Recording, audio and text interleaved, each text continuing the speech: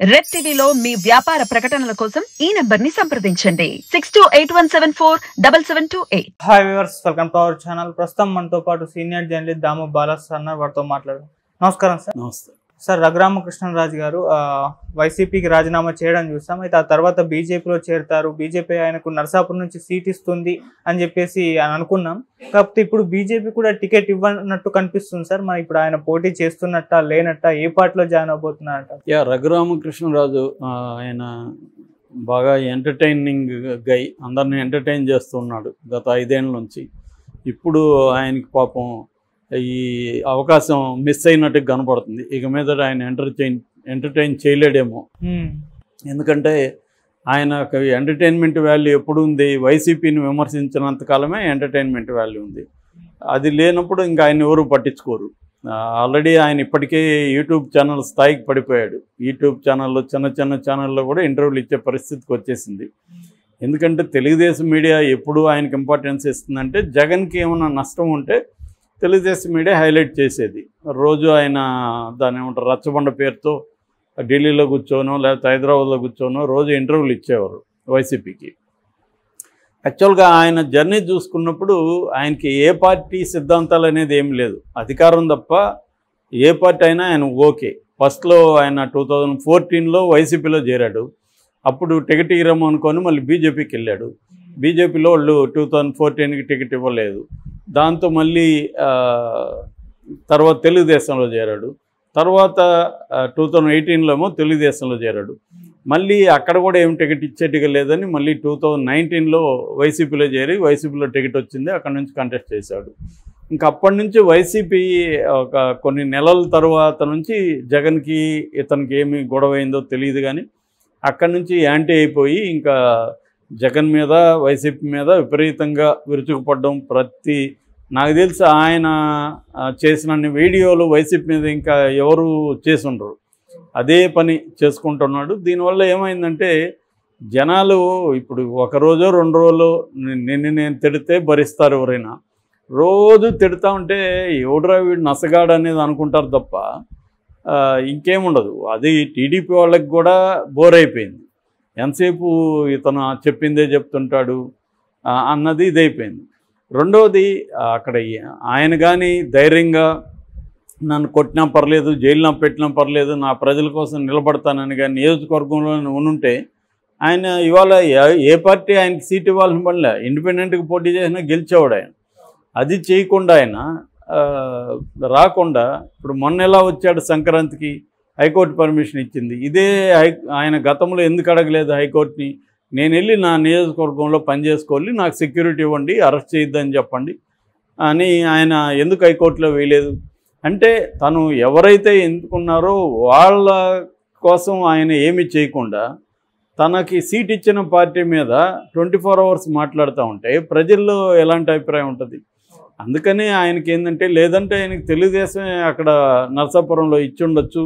ఇప్పుడు బీజేపీ వచ్చినా బీజేపీ ఇచ్చే అవకాశాలు ఉన్నాయి, కానీ ఆయనకి గెలిచే అవకాశాలు అక్కడ లేవనేది వీళ్ళకున్న అంచనా.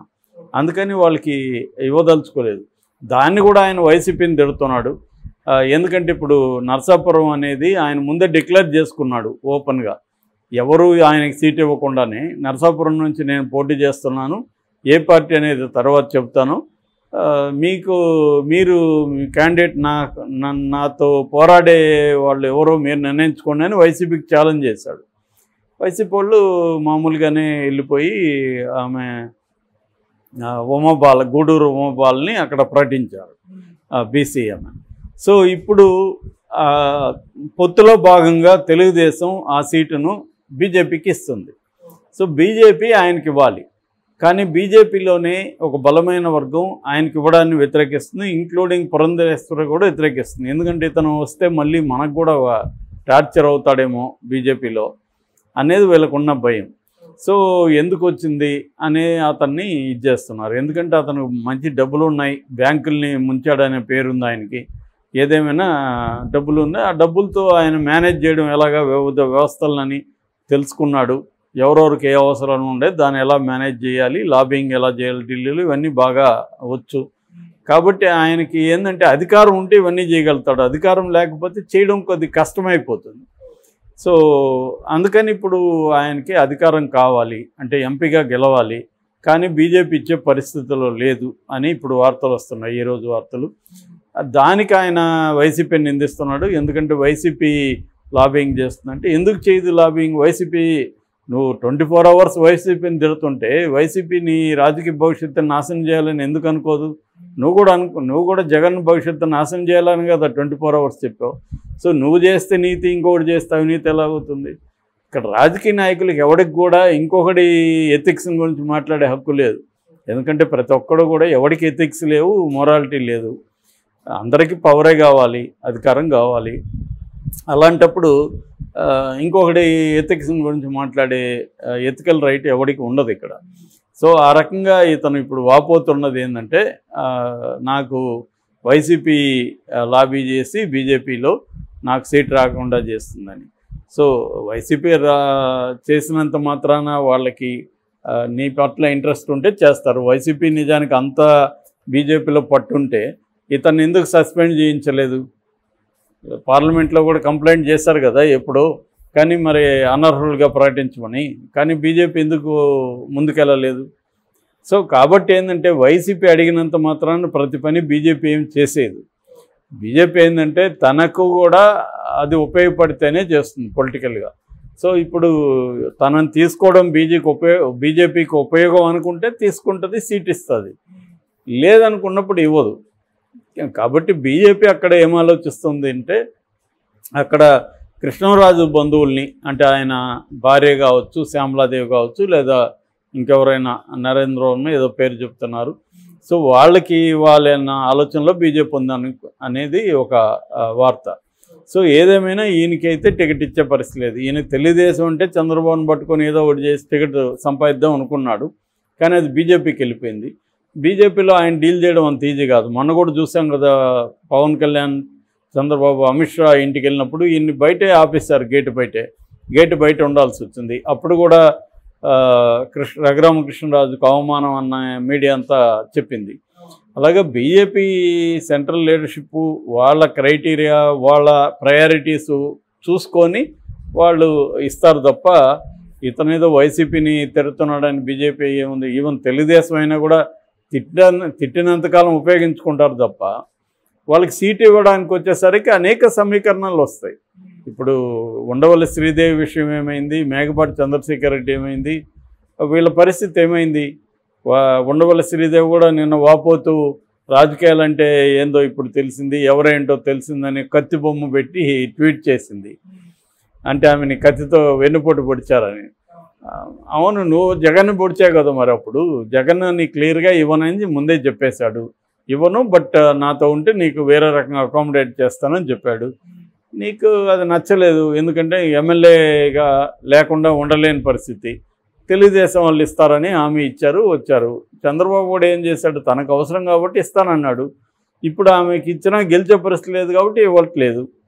సో ఇలాగే ఉంటుంది ఎవరిదైనా. అంటే ఒక రాజకీయ పరిస్థితిని అర్థం చేసుకొని తను కరెక్ట్గా అంచనా వేసుకోలేకపోతే రఘురామకృష్ణరాజులాగే ఉంటుంది. ఎందుకంటే ఇప్పుడు రఘురామకృష్ణరాజు జగన్ని తిట్టినప్పుడు అంతా ఎంజాయ్ చేసిన వాళ్ళకి కూడా ఒక భయం ఉంటుంది, రేపు వీడు మనల్ని కూడా తిట్టడానికి గ్యారంటీ ఏముంది అనే భయం ఉంటుంది. వీళ్ళకి ఏంటంటే ఆ క్రెడిబిలిటీ పోతుంది. నువ్వు ఒక పార్టీ తరపున ఎన్నికయి నచ్చినప్పుడు ఆ పార్టీ నుంచి బయటికి పోయి వేరే పార్టీలో చేరు, అది చేయకుండా అదే పార్టీలోనే ఉంటూ అదే పార్టీని విమర్శిస్తే నీ క్రెడిబిలిటీ ఏముంటుంది? వేరే పార్టీ కూడా ఏం ఆలోచిస్తుంది, వీడిని రేపు మనం తీసుకుంటాం కూడా మన దగ్గర కూడా ఇలా బిహేవ్ చేయడానికి గ్యారంటీ ఏముంది అనుకుంటారు కదా. అందుకని నిన్ను అదే ప్లేస్లో ఉంచి ఎంజాయ్ చేస్తారు తప్ప వీళ్ళేమి తమ ప్లేస్లోకి వాళ్ళు తీసుకురారు. అందువల్ల అతను ఖచ్చితంగా అతని రాజకీయ భవిష్యత్తు డౌట్ఫుల్లే. అతనికి ఎందుకంటే ప్రజల్లో లేదు, ఇటు ఏ పార్టీలో కూడా అతనికి క్రెడిబిలిటీ లేదు. కాబట్టి ప్రజల్లో ఉంటే ఏ పార్టీ అవసరం లే, ఇండిపెండెంట్గా కూడా ఆయన గెలవచ్చు. ఆ దమ్ము ధైర్యం లేదు ఆయనకి. ఎందుకంటే ఆయన ఏం ప్రజలకి ఏం చేశాడు, అక్కడ ఏమీ చేయలేదు. అసలు నియోజకవర్గానికి వచ్చిందే 4.5 ఏళ్ళ తర్వాత మొన్న వెళ్ళాడు సంక్రాంతికి.